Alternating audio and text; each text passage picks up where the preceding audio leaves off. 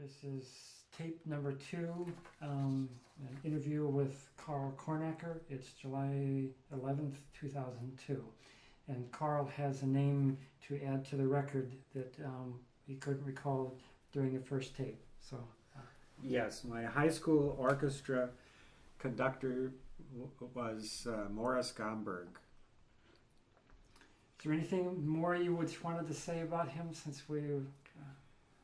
He was an excellent conductor. He also conducted the Roosevelt College string orchestra, and he actually had me play in the string orchestra along with their college players. And again, they had real cellists there. I remember one day when I went for a lesson with Starker, the first cellist with the Roosevelt College Orchestra was finishing up with his lesson, and he was playing one of the Popper etudes. I was just thinking, oh, well, there's a real cellist who can really play, you know.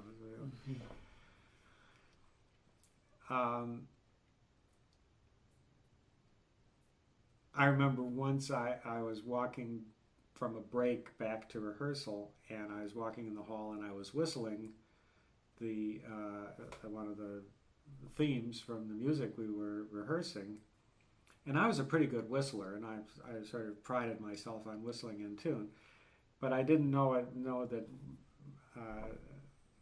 Mr. Gomberg was walking in behind me, and when I went for a high note, you hear this voice behind me say, flat.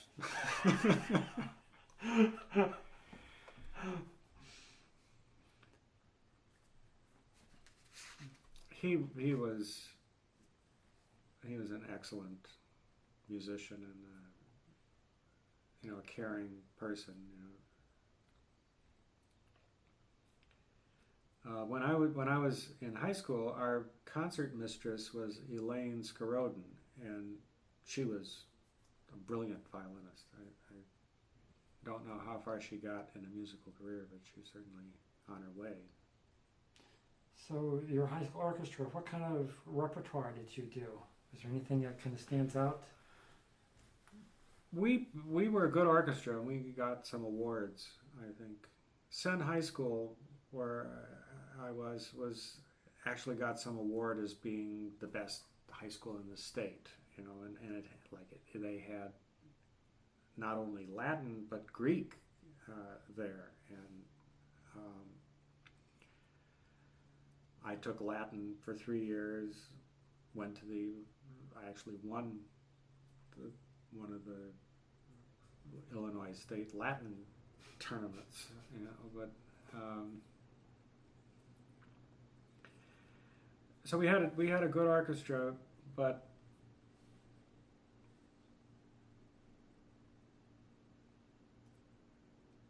it's interesting how my memory works. I mean, when I don't like what I'm doing, I really don't remember a lot of what went on.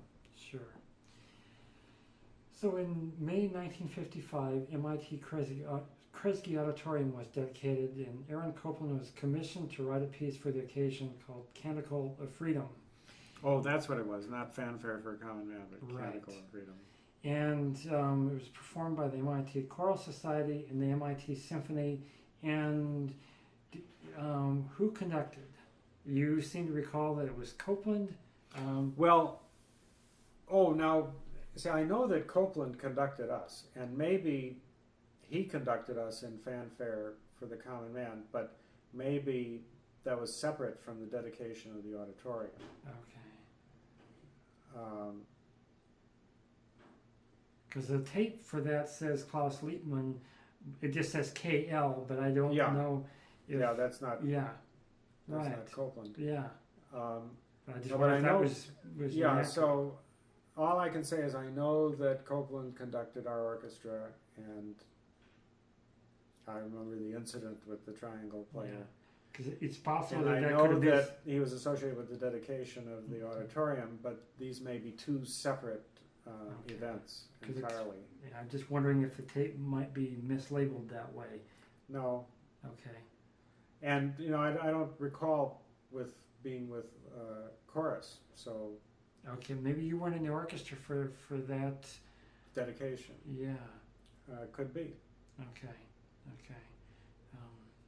That's the earliest MIT symphony tape that I have so far found. Was that?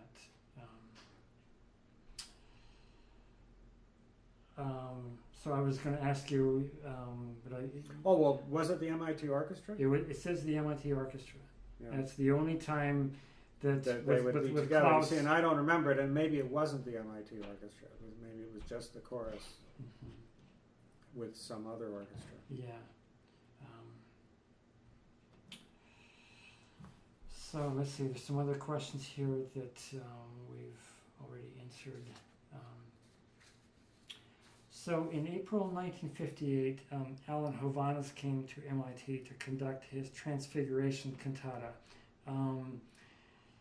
And do you recall if that was with orchestra, or was that just a choral piece? I mean, if you were in the orchestra, I don't recall it. you don't recall any of that. It might have just Sorry, I didn't get a chance to actually check to see the instrumentation on that. But when I found that, I wanted to ask. Do you recall him coming to MIT or anything? I don't recall him. Okay. Do you recall other guest artists, composers coming when you were there? No, Copeland is the only one. Okay. See, he had a distinctive manner and presence that, first of all, he looked happy most of the time, and what that says to me is not stressed. Mm-hmm. And he was very energetic, but all the energy was going out to us, so it was a very influential energy. Mm-hmm. I think Klaus Liebman was energetic, but also he seemed stressed. Mm-hmm. And so the energy was not so effective. It wasn't just coming out clearly. It was, a lot of it was circulating around in him. Mm-hmm. Is there anything more you'd like to say about Copeland as a conductor?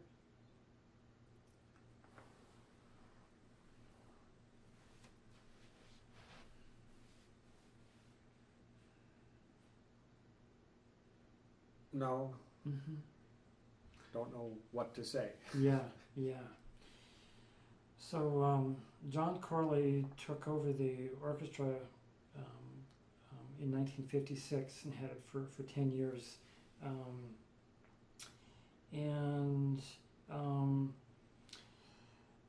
That might have been a time when John was really at the peak of his conducting, or at least very, very vital. Can you describe him as a musician, as a conductor? Well, he came across as one of the guys, and he didn't hide the fact that he was a trumpet player. Yeah. And he was very humble about the fact that he didn't really know much about strings.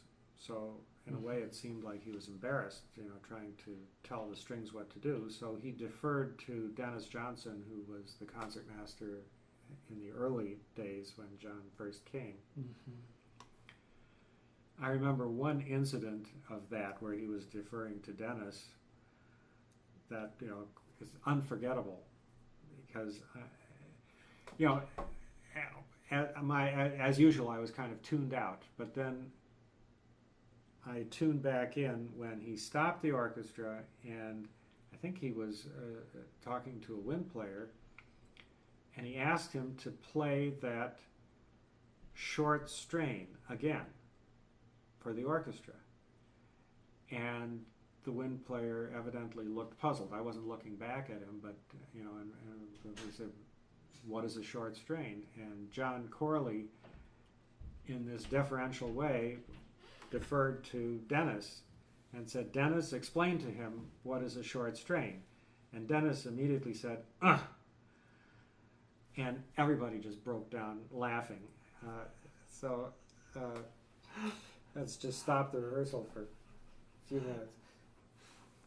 But so there's a kind of a come on, come off it. Nobody's on a high horse here. Feeling about the orchestra under John Corley. Did you get the sense that he was working at becoming an orchestra conductor as far as wanting to learn more about strings? He certainly didn't project that. Uh-huh. He certainly loved string playing, as I said from my earliest interaction with him, and he appreciated strings. Mm-hmm. And I wasn't aware that there was any problem with how he was conducting. Yeah. But you can't really take much from me because I was not really very aware. Right. Do you remember much about how he rehearsed? No, not really. When even was he concentrated on specifics or the overall form and shape of the piece? I can't remember his strategy. I'm sure he had one. Mm-hmm. Mm-hmm. Lots of kinds of things happen, like section rehearsals and going over particular sections and doing run-throughs, and there's all sorts of things. And I think in my memory they're just lumped together with et cetera, kind of the stuff you do in an orchestra that I didn't much like. Mm-hmm. Did you feel his standards and expectations were different from Klaus's? Well, he was certainly different as a person and an approach. And, Klaus being really focused on the strings and John really letting the strings take care of themselves. It was like an extreme difference. And we did some extremely ambitious things as far as repertoire with John Corley. It's all like he didn't know fear. Like, let's give it a shot. See if we can do it. Is there a particular piece that stands out in your mind that way? And I know that in 1959 you did the Firebird Suite, Stravinsky. Yeah, I thought Firebird was... And Prokofiev, Lieutenant Kijé Suite. Yeah, right. And in 1957 you did a Gregory Tucker piece called Keenhaven Suite. And of course there was Dvorak and Sibelius, but seemed to be quite a difference in the repertoire that you're doing with John. Yeah. I mean, Klaus knew how difficult the strings parts were and didn't want to mess around, with bad string playing. Whereas John probably was oblivious couldn't look at the score and evaluate how difficult it would be for MIT students to play this. So, let's go for it. How was that? How did that affect the morale of the orchestra if you were playing stuff that seemed, really hard that way? Again, these are MIT students. Yeah. My feeling about MIT students is that they're very positive and energetic, and that just triumphs over everything. That's amazing. That's still. And you look at pictures of MIT students in any setting whatsoever, and there is that energetic, positive attitude.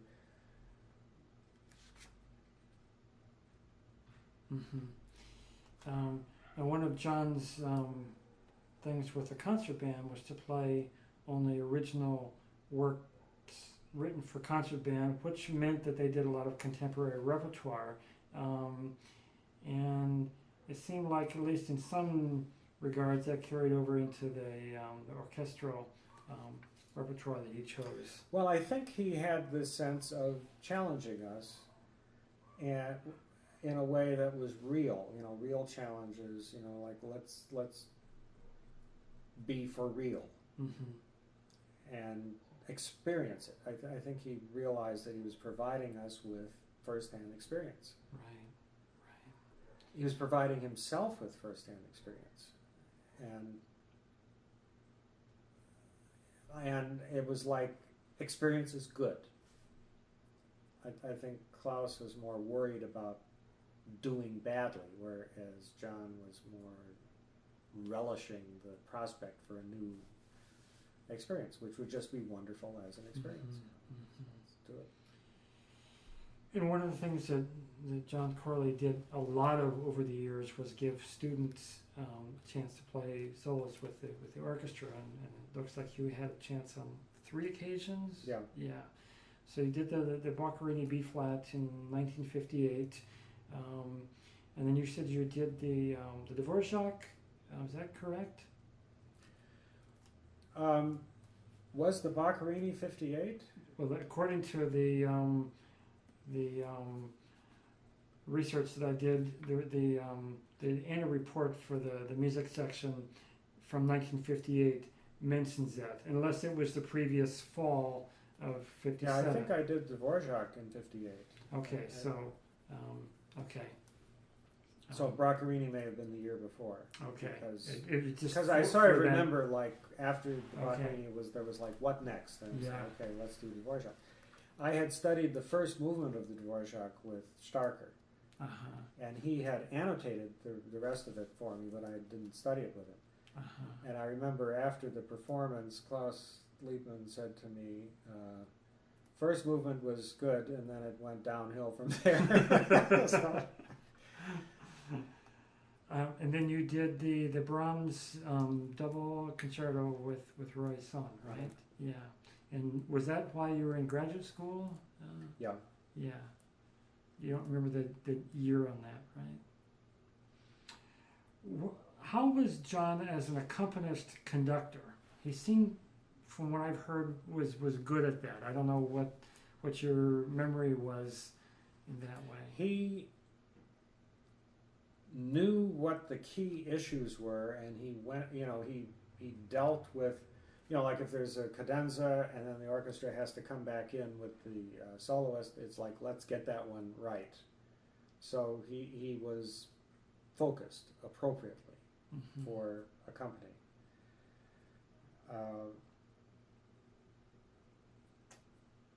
But as far as how well he actually accomplished anything, I can't say.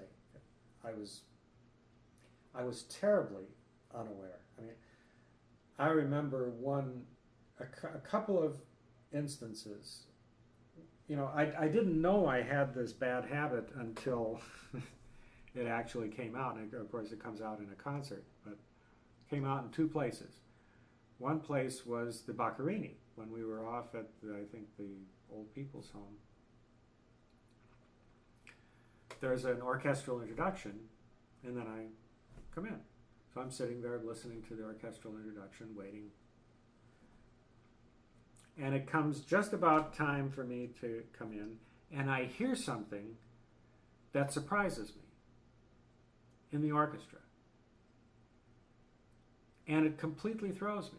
It's like, where am I? What's going on? And I lose it.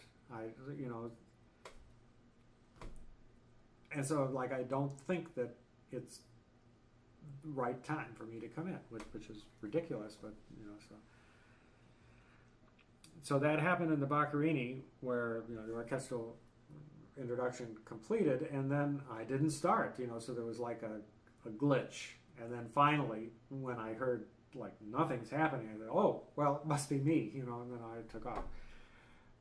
Well, that's really amateurish, but I don't think it was John Corley's fault. It was my fault. And similar thing happened with the Le Roi D Overture, which has beautiful cello solo. I was playing the hell out of it in rehearsals, because I could really play it, really loved it, really did it. Comes to the concert, and I deliver the first phrase, and then there's the orchestra plays a little bit, and then I come in again.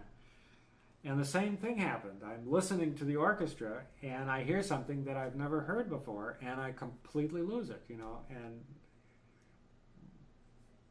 so I just blew it, It's like I just sort of guessed where I should come in the middle of the second phrase, you know, because I'd basically missed my entrance. I wasn't counting, I wasn't watching the conductor. I was listening for something that I thought I would recognize, and then I didn't recognize it, you know. So, so I was not a good orchestra player at all. I mean, it was terrible. And nobody clued me in. I mean, nobody woke me up. I didn't lead the section either. I mean, it really was pretty bad. I mean, how big a section was the cellist section? How many? Well, maybe 2 or 3. I remember when Peter Belmont was there, he did say something to me about leading. And that's a name I'm not familiar with, Peter Belmont. Yeah, he was there as a cellist. Uh-huh. He introduced me to the game of Go. Oh.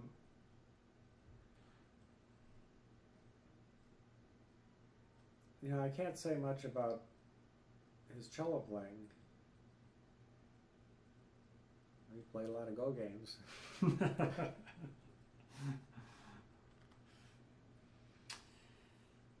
So, is there anything more you want to say about chamber music at MIT? That was the next topic here, but we've already discussed that well, so there was chamber music at MIT, and then there was also chamber music in the area. And yeah. I sort of had my people, like I played a lot of chamber music with Frank Hubbard, who's a renowned harpsichord maker and was a second violinist, and you know, was he an MIT student, Frank Hubbard? I don't know if he was, but at the time I was there, he was not at MIT. Yeah.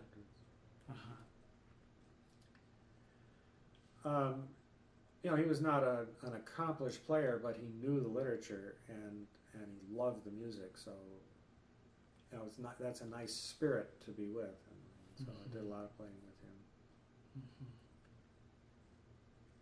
I did a lot of playing with Margaret Dusenberry out at Wellesley. Yeah, that name is familiar. I think I may have even played with her. Yeah, I think she conducted the Wellesley Orchestra. That name is familiar. I may have actually played chamber music with her on one occasion. Is there anything more you want to say about working with Jano Starker as far as things that he really left you with? I can recall in the past you had recalled to me some practice methods that were you had found that you learned from him that were helpful. When I committed to practice for an hour and a half a day, he prescribed an hour of fundamental exercises, broken up into 4 blocks of 15 minutes each. First block was intonation, just pure intonation, and it's basically slow double stop trills, listening to, you know, going through all the combinations of all the pairs of fingers and the double stops. It's just a systematic, and the whole approach is to know for a fact because you've done it, not to infer because you could do it. You know, you can play any double stop you want. Thing is, have you played it 100 times and made sure that it's in tune? You know, well, so this is the idea: is make sure you play every possibility in tune. Just do it all. See, then that was followed up by double stop shifts. Well, do them all, and know that you got it right. You know for a fact from experience that you get it right. And then there were bowing exercises like open strings, all parts of the bow, the weight distribution in the arm, you know, how you hold the bow. I mean, it was all, again, know how to do it and then do it. So you have done it, everything. And then string crossings, all pairs of strings, all. So it's an hour's worth of work every day on the fundamentals, like master the fundamentals. And that was one of my father's phrases, master the fundamentals. So I understood at an intellectual level what Starker was having me do. However, I didn't appreciate what it actually meant, this experiential knowledge, because I was in my head, I was a theoretician. Mm-hmm. So in a way I didn't get it. It's like I was the horse led to water, but I wasn't actually taking a drink. I mean, I wasn't actually learning the instrument. I was in the vicinity, and I was getting a lot of it. But and then the last half hour would be pieces, and that was like applying your fundamental mastery of the instrument to, well, then there would be 15 minutes of written exercises, like Popper exercises, Duport exercises. So those would be like applications of the fundamental practice. So he didn't treat the exercises, published exercises, as a starting point. He took those as something to work up to, Mm-hmm. from the fundamentals. And then the last 15 minutes would be like pieces, like Bach or Dvorak. Sort of applying what you know about the instrument. If you can play anything, well, then you can play Dvorak, Mm-hmm. So it's no big deal to play Dvorak, it's like practice the fundamentals, then you can play anything. But of course, because it's a physical activity, it's very different from what you do in school, what you do at MIT with the usual academic work. So there was a distinctive kind of experience, and it gave me a physical feel for this disciplined, repetitive activity with criteria for success, very exacting criteria for success.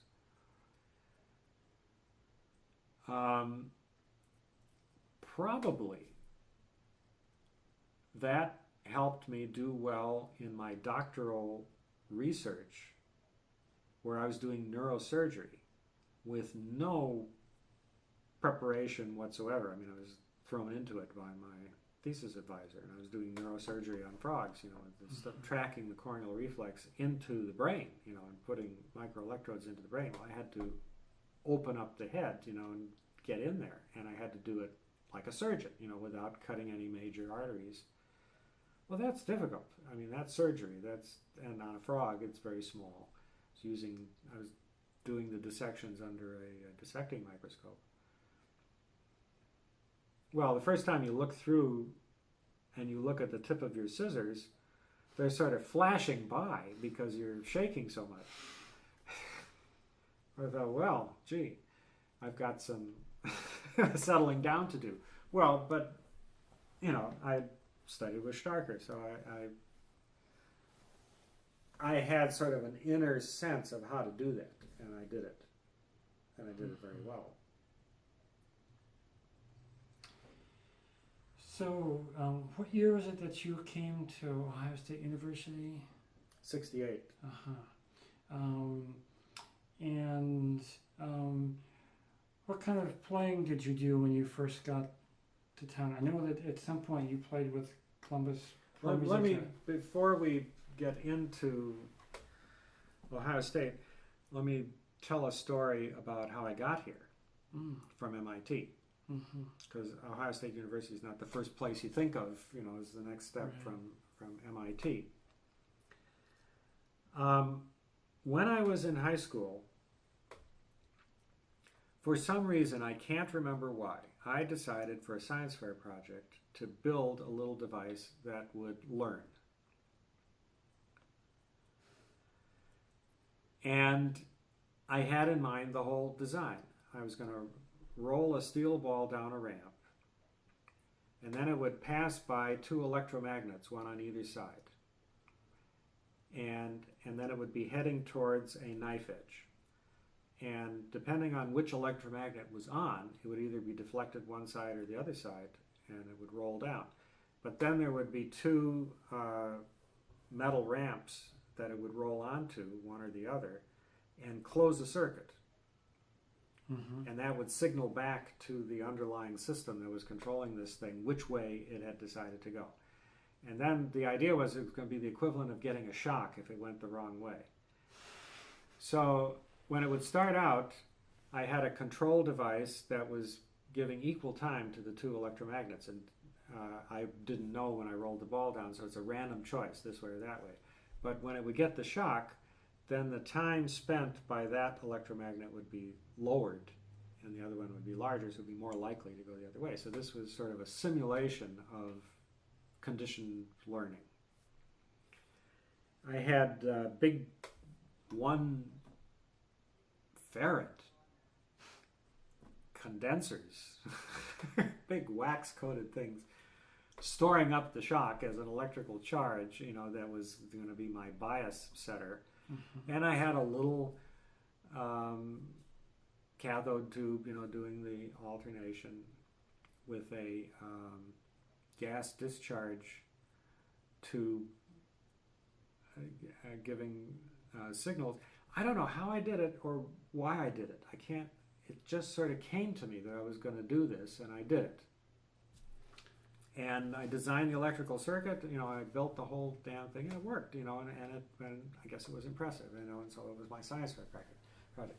Well, anyway, my parents decided I should go talk to Jim Toman, who was a brain researcher at Michael Reese Hospital. So I went in to talk to Jim Toman, and he immediately sat me down and started doing electroencephalographic measurements on me, and sort of brought me into his experiment that he was running. Mm-hmm. And this was interpreting brainwaves when I was in Chicago when I was in high school. Yeah, right. This is all leading up to the story of how I got to Ohio State. My question was that the hospital was in Chicago. Yeah, Michael Reese Hospital in Chicago. Yeah. And I'll never forget the challenge. He said he's studying learning. So he gives me this word in Arabic, mohata, and he says, say that to yourself over and over again, and when you get to the ha in mohata, press this button. And so I'd be pressing the button, and there'd be a trace on the oscilloscope taking my brainwave, and he stored these up. And then he says, okay, mohata means railroad station. Now do it again, saying mohata, only now you know what it means. And so I do it, and he's trying to see differences in the brainwave trace. That, I'm telling stories, but forgive me. No, that's great. Small world kind of effect. Yeah. Remember Peter Belmont, who taught me how to play go, play cello? His wife was Jordanian. She spoke Arabic.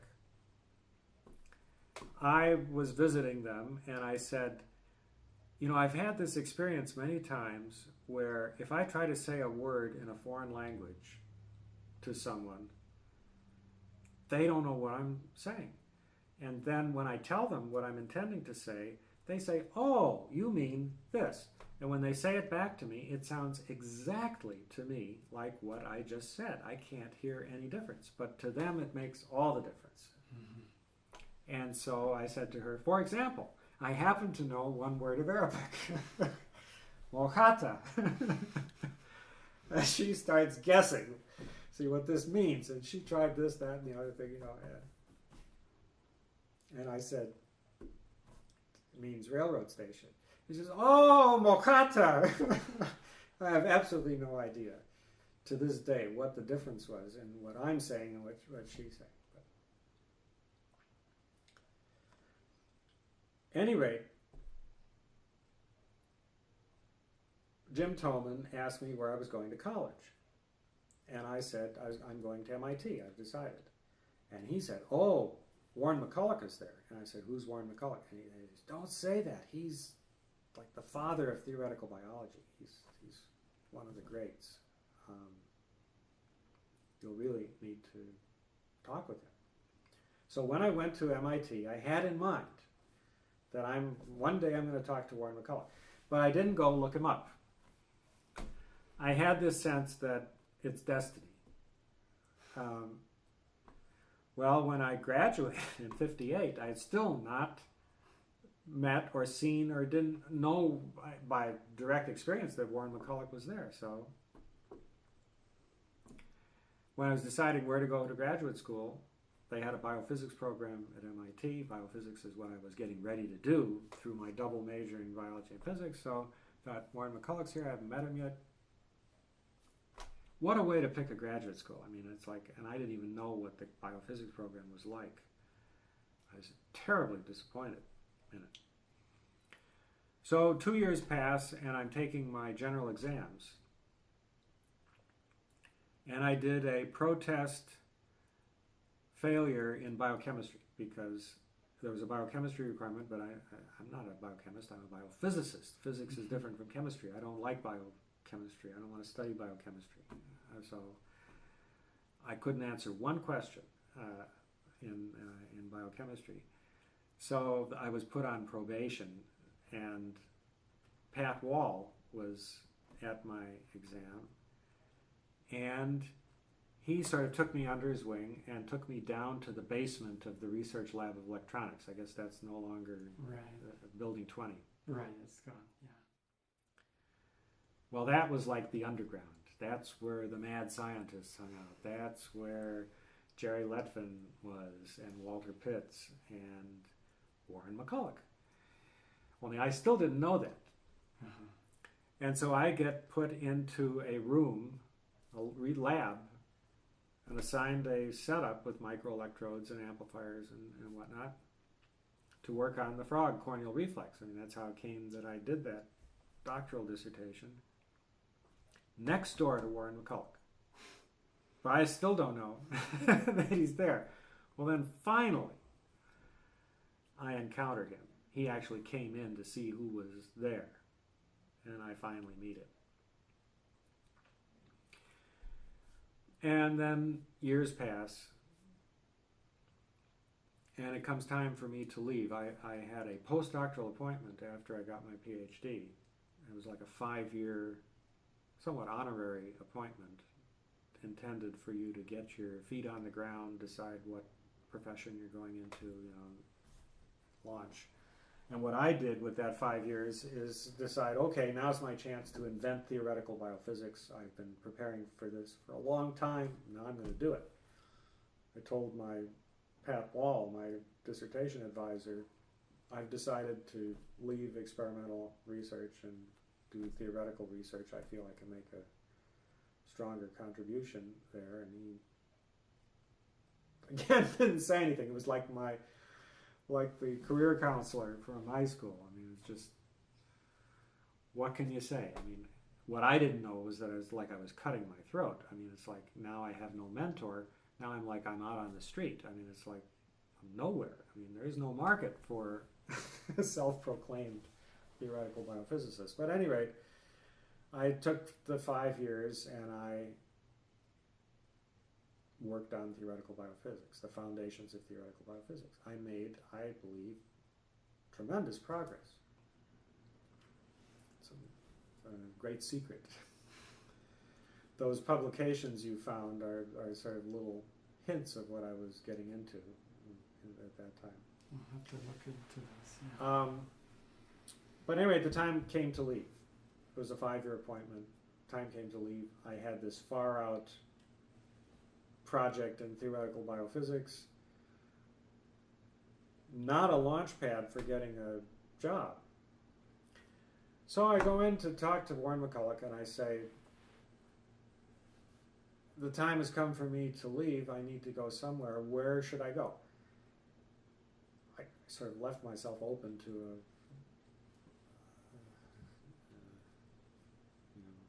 a nasty comment, but he really knew what was going on around the world, and he just said immediately, go to the biophysics department at Ohio State University with Leo Lipitz. You'll be happy there. So he planted me, and here I am, years later, still here. I was not happy to begin with. I was really, really a fish out of water coming to Ohio State University from the environment I had been in. I mean, this was not just a culture shock, but I alienated people instantly. I mean, in ways that never happened at MIT, but, talking my way just didn't go over very well. But anyway, Warren McCulloch was responsible for getting me my position. He probably saved my life. I mean, it's like without him placing me. I mean, Leo Lipitz took me on as a protege, as like the future of biophysics. He was trying to build a biophysics department. He had dreams of how this was going to go. With the riots in the spring of '70, after the Kent State, all the development money got used to pay the National Guard that came in, closed down the university, and then the biophysics department really got scheduled for demise because there was no growth, so the only way a department could grow was by taking over something that some other department had, and we were the ones that gave up everything.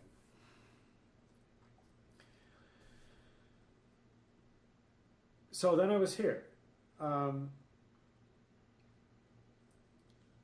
My first chamber music recollection here, I sort of looked around and I found Walter Reckless, who turned out to be a criminologist. Oh, well, I found him in the amateur chamber music guide. So he was Walter Reckless. So I went to his home. And he opens the door and he introduces himself. I'm Professor Reckless. I'm Karl Kornacker. And he cocks his head and he says, "What did you say?" And I said, "Oh my, he's hard of hearing." And then I see that he's squinting, and it's like he can hardly see me. And then he reaches out to shake my hand, and I think there's a couple of fingers missing from his hand. So I'm like, wow, this is going to be a different kind of chamber music experience than I'm used to. And he turned out to be a criminologist. I asked him what he did, and his eyes narrowed and he looked very much like the detective murder mysteries. So I'm a criminologist. But I met some very interesting people at his home, and we had some interesting chamber music sessions. And what was his instrument? Violin. But he played like he was practicing vibrato. Very slow, wide, slow vibrato. He would shift in the way you practice, going up on one finger and then plunking down another finger, and so it was kind of painful as far as what you would hear, but as I say, there were some other very interesting people there, and so socially it was okay. I was approached almost immediately by the Columbus Symphony, and I said, absolutely not.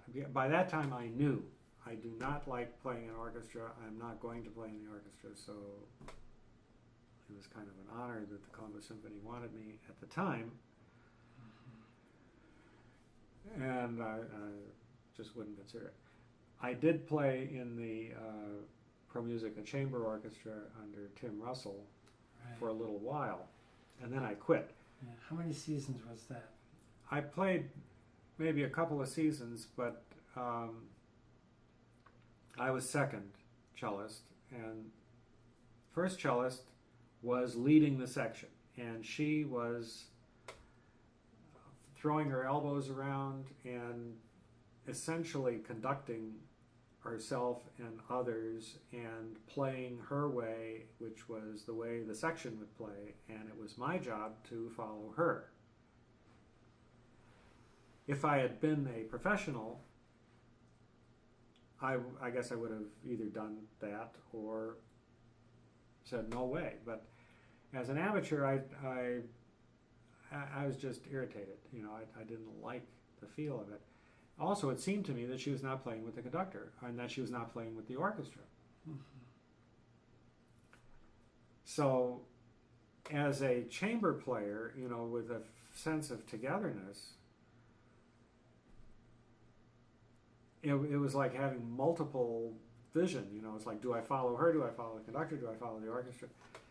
It was like horrible. I was just in agony.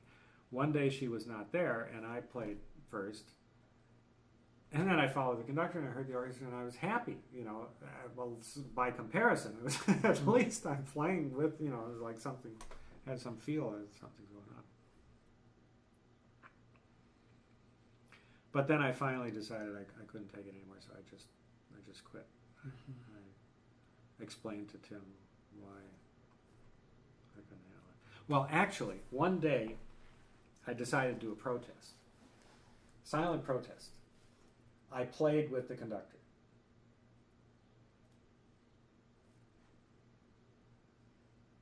And I just ignored her. I just played with the conductor, and I played with the orchestra. So she came up to me at intermission and she said, "You're not playing with me. Does that mean you have no respect for me?" And I said, "I just have to think about this. I know it's not right what I did. I have to think about it and decide what I'm going to do." And I decided that I would just leave the orchestra. I mean, you can't do what I did. I mean, she certainly knew that I was not following her. So, and I believe I've never played an orchestra again. I mean, I'm just not an orchestra player in any way, ability or inclination. Were there any positive, memorable moments of playing with Pro Musica, either particular pieces or anything that stand out that you enjoyed? Well, the Guarneri Quartet came and played a work with us, and then played the Ravel Quartet. Uh-huh. Which work did they play? Was it that Schoenberg? There's a Schoenberg concerto for string quartet and orchestra. Was it that? I can't remember what it is that they did. It may have been a commissioned work. Uh-huh. I just don't remember what it was. Yeah. And the interesting story about that was that they didn't know that they were scheduled to play the Ravel. So they didn't have the music with them. So I zoomed home, got the music, and brought it back, and they performed it fantastically. Just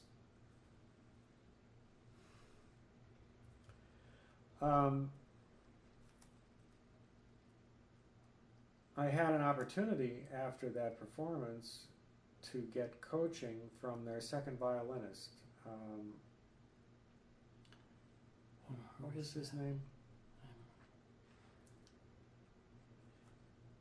And I complimented him on what I had seen of their rehearsal technique. You know, how they were so efficient and so focused, so constructive with each other. And he says, "Well, that's the way we are when we have no time to spare." He says, "As soon as we have any additional time, we're at each other's throats."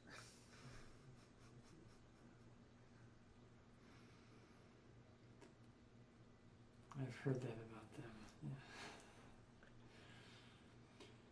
Was there any other professional playing that you did in Columbus?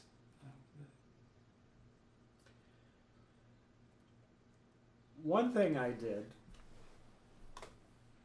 probably the last professional thing I did, the ballet, what was it, the assistant conductor of the Columbus Symphony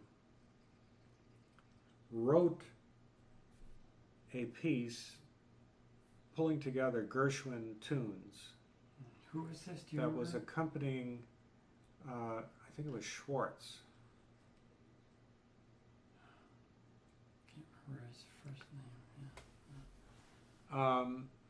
And he pulled together these Gershwin tunes, and it was for a small chamber ensemble. And then his plan was to tape it and then take it on the road with dancers. Mm-hmm. It was supporting the ballet. And I got brought in to be the cellist, and we recorded it, wearing earphones, and each person had a separate track, and they're putting it together, and it was very professionally done.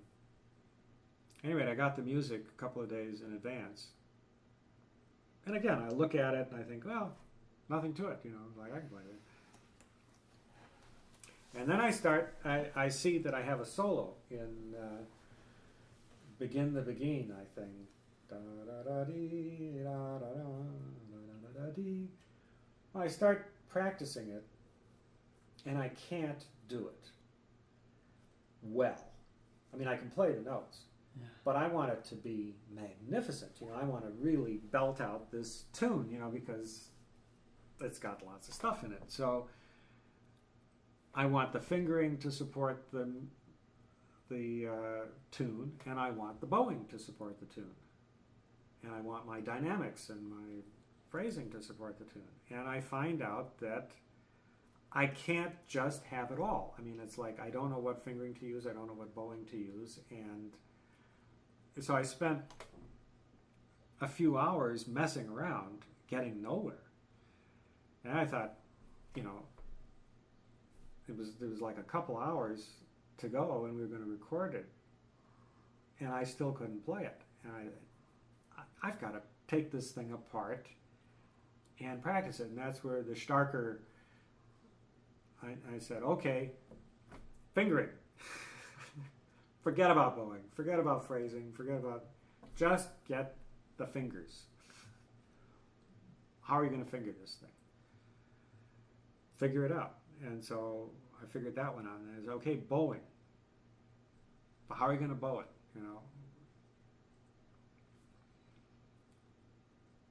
And then phrasing, how are you going to phrase it? And then put it together.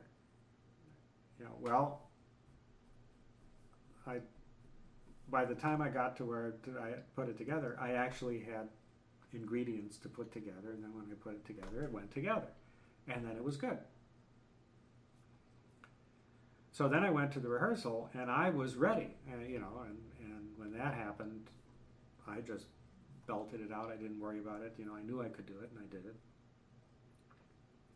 It turned, was it Gerald Schwartz? At any rate, he was playing piano in the ensemble, and one funny thing that happened, he's an assistant conductor, he's a piano player, it's his piece, and there was one place where he had to do something and then hit a note, and he couldn't hit the note at the right time. He missed a little bit, enough that he couldn't accept it. And so we do another take, and he tried again, and he absolutely could not get it. So I think the percussion player said, I'll do it. And he just did it the first time. Nothing to it. That's a kind of sense of rhythm, go to a percussion player for a sense of rhythm, Well, anyway, we taped this thing. Then they were doing the playback in sort of the recording studio, and I went in there, and they were playing my tune,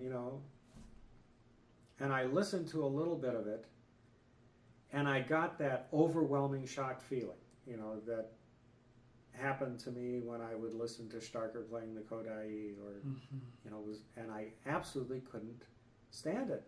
It was so intense. It was, it was positive, but it was just too much, scalding. So I had to leave. I just couldn't listen. It's like a persona that's like a potential persona in me, but that it wasn't going to be. That's not the path I'm on, and I just couldn't handle it. Wow. Thanks for sharing that story. You described your experience with the cello and your reasons for playing the cello as an amateur, and that's such a big part of the of music at MIT. But you also are a very thoughtful musician, and I have a few other questions about that. There's one question I have on the sheet here, and I wish that I had. I don't recall what the idea was behind the question, but it had to do with some discussions we had years ago when I had met you here, and it had to do with perceptions of music when you're playing, and as a listener, and there was some vague memory of a conversation, and it may be that this is so vague that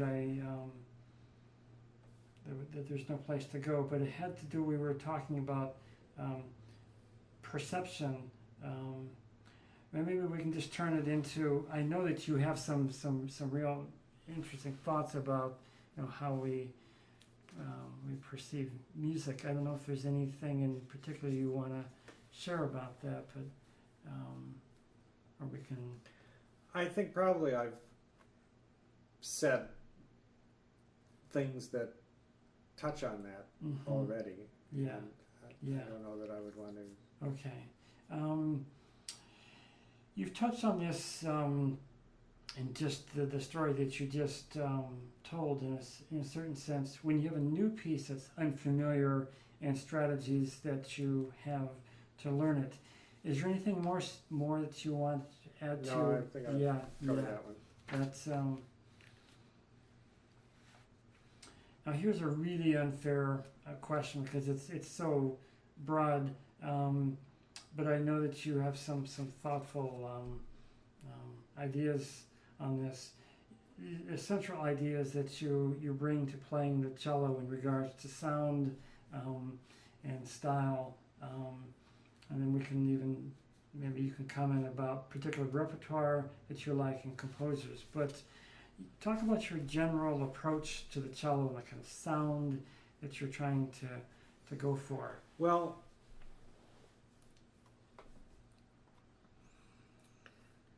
I spoke a little bit before about the rhythmic structure of music and the twinkle twinkle example, and how the way you perform affects how the music is perceived.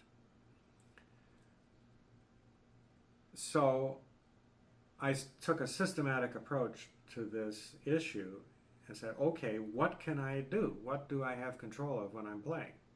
So I said, okay, clearly there's dynamics, there's the volume, loud and soft. But what about the attack? It can be smooth on a string, or it can be biting, where it pops a little bit at the beginning.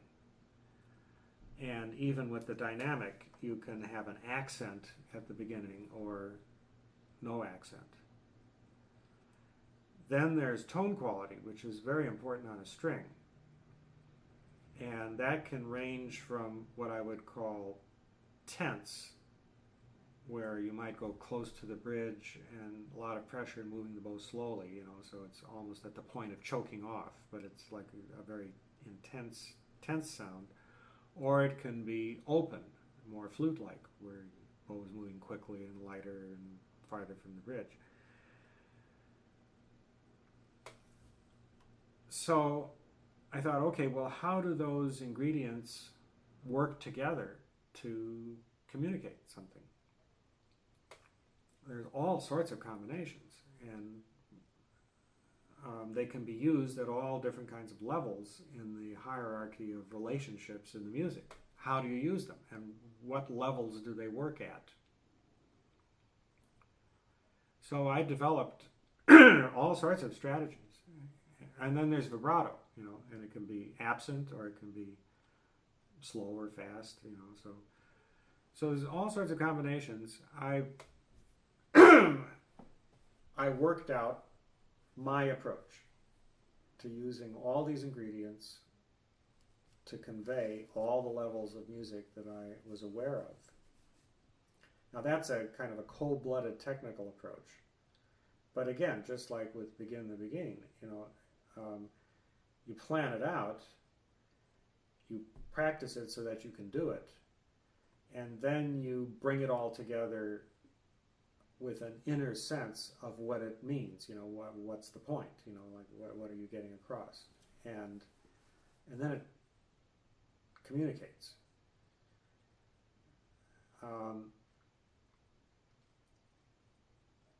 Having gone through that, I can then listen to different musicians, different string players, and I say, oh, this one knows what he's doing. He's really going for it. He's really using the instrument as effectively as possible.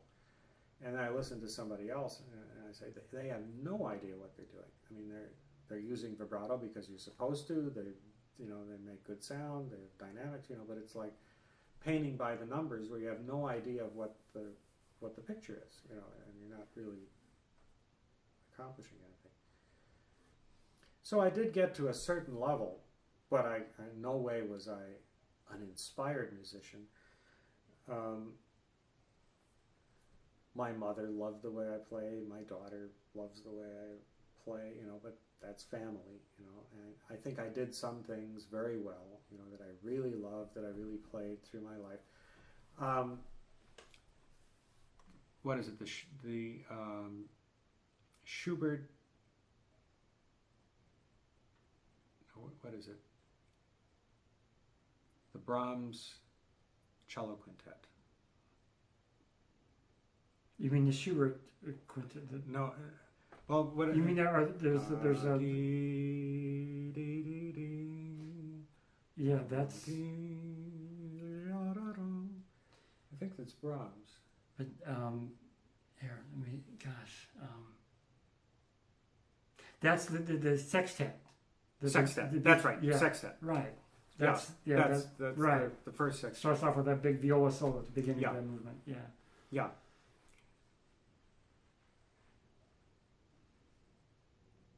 Well, I love that solo in that movement. So I had worked out my version of that solo. Mm-hmm. And I had worked it out over years. I knew I could play it. And I really had it. It's like dynamics and tempo and all the rest of it. So it's like white hot. And and it comes at the end. It's sort of like the final statement. Well, I had an opportunity to belt it out with a very good group where we just got together, and the other cellist was a professional cellist. I'm forgetting his name. But he's a professional cellist in a string quartet, professional string quartet, and we were at his home, and we had the players for doing the sextet, so we did it, and I asked to play first on that movement, and he says, okay, so we switched parts, and I played that, and then when I belted that one out, it just went, like the the performance of my dreams. It's like everything worked, and I did it.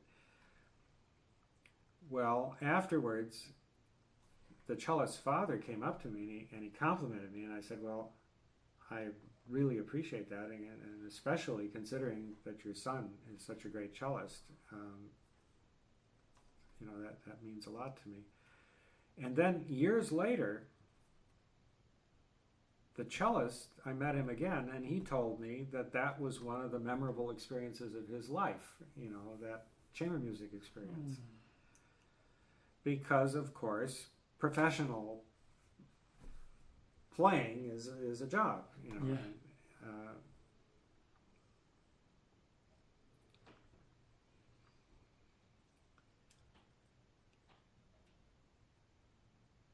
I forget what the question was, or what we're going Well, with you were this. talking about just your approach to Oh, yeah.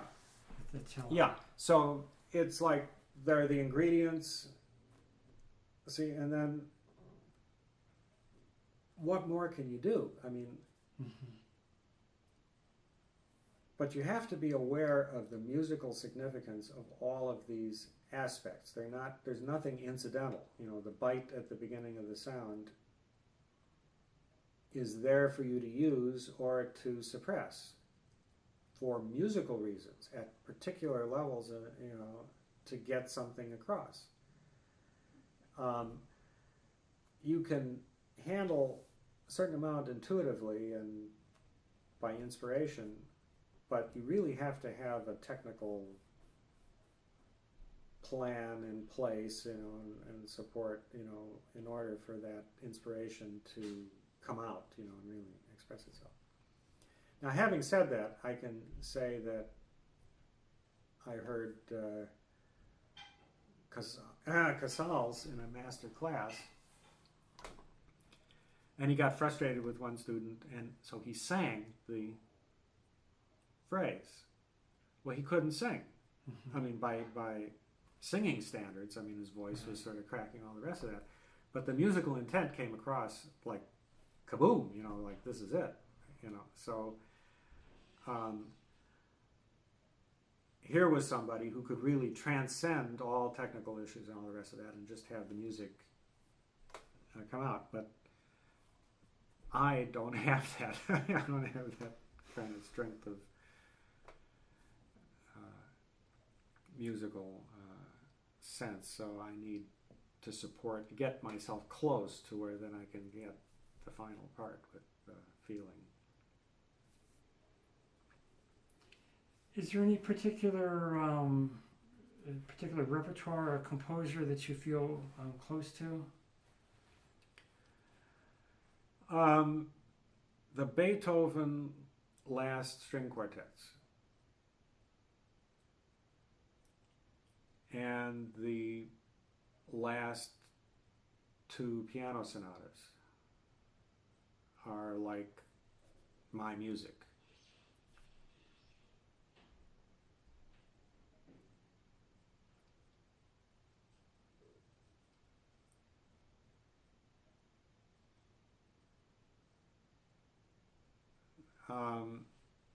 See, for me,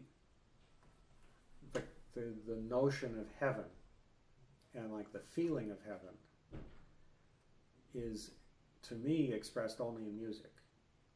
There's nothing I can see. I mean, like no visual portrayal of heaven registers on me. I mean, it doesn't, it's just, it's totally new. But music really takes me there.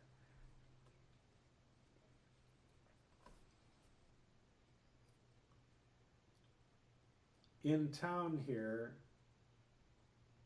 there was a very, very fine pianist, Rosalie Beverly, who had a Bechstein piano in her living room, and it basically it was a small living room, so it was basically a Bechstein piano with enough room to sort of walk around it. And I remember going over there to play one evening. We were going to play Brahms.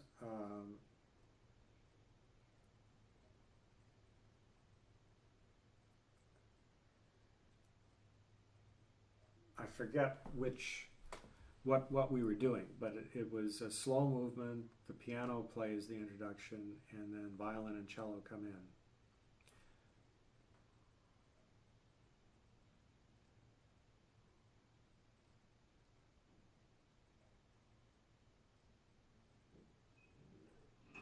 And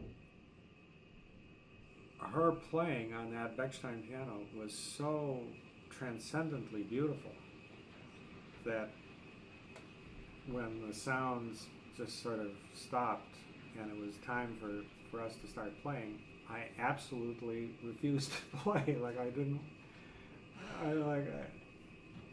it was like I was in heaven and I didn't want to come crashing back to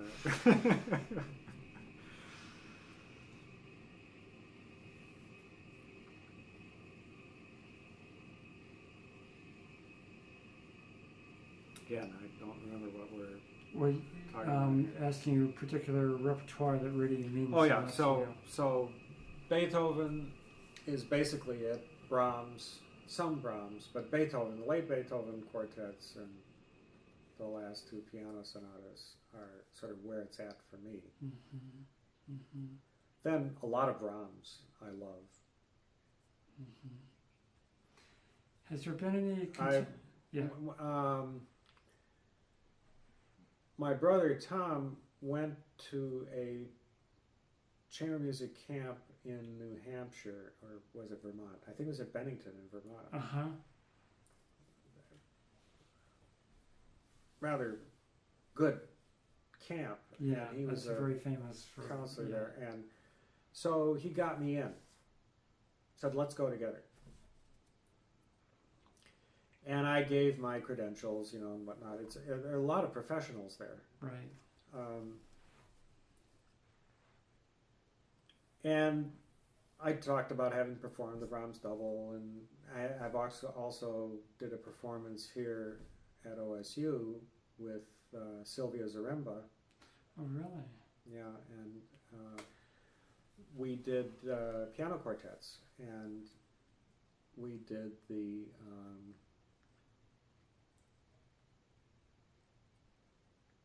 Brahms again. We did piano quintets. There's Yeah, one. we did the Shostakovich. We did the Shostakovich quintet, and then the Brahms F minor quintet. Yeah. Uh-huh. Very ambitious program. Yeah. And the Mozart. And did a Mozart piano quartet. Yeah. This was at OSU with Sylvia. Yeah. Wow. Sylvia Zaremba. Sylvia Zaremba. When I was at MIT, one day I was listening to the radio in the afternoon, and on comes the announcer, and he says, he just got this tape of this.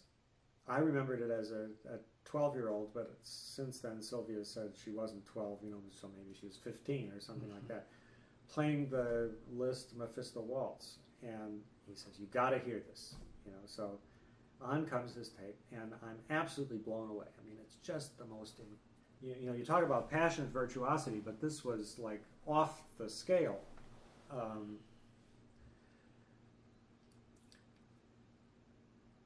Then I meet Sylvia Zaremba, piano faculty at Ohio State University. So I told her this story, and I said, I thought when I heard that tape, that you were, on your way to being an internationally renowned musician. But it turns out she didn't do it. She didn't go that route because she got married.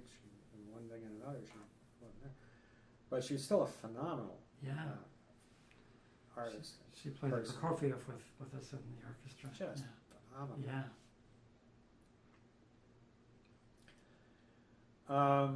I can tell you all sorts of stories about working with her. But anyway, when I went to that camp with those credentials, they sort of marked me as the romantic. So I got assigned the stuff that I do, like the clarinet quintet, Brahms clarinet quintet, and Al Ray was there. He was at MIT, did the Sibelius. We played together a bit.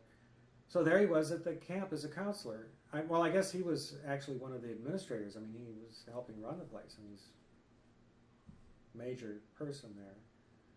And Al Ray was assigned to my group, and so we were, or maybe assigned to maybe set this up. But anyway, we played together. So we did that, and I just had a ball. I mean, like I was in pretty good shape as a player. I sort of had a premonition that this might be my farewell. I mean, it's like I sort of all day, every day with these great people, and then that's it. I might add that when I started developing software to do non-monotonic reasoning, and I was going to do the whole thing myself, I decided to give up cello playing. I gave up Go playing. Said, my disciplined mental activity is going to be software development. This is going to take absolutely everything I have. And it's going to drain my energy. And when I relax, I am just going to go blank, and I'm going to let my brain recover. And it turned out that, you know, debugging is a real challenge and an art, and bugs would sort of occur to me while I'd be sitting thinking that I was doing nothing, you know, just relaxing, and I'd sort of get this little information, you know, it's like if you look here, you'll see that you did that, and that has this unwanted side effect over here, and you better fix it before. And it's like I was taking orders, you know, so I just go fix it. But so I gave my subconscious free rein to work just on that project and do that, and so I wasn't working on phrasing anymore. I wasn't working on playing with other people anymore. I just had to bid fond farewell to that. So I have a rather fine cello, Viome, that's now worth a couple $100,000, and I'm lending it to a cellist in the Columbus Symphony. The Stradivarius Society sort of handles the relationship. So I'm glad it's being played and not sitting in my closet.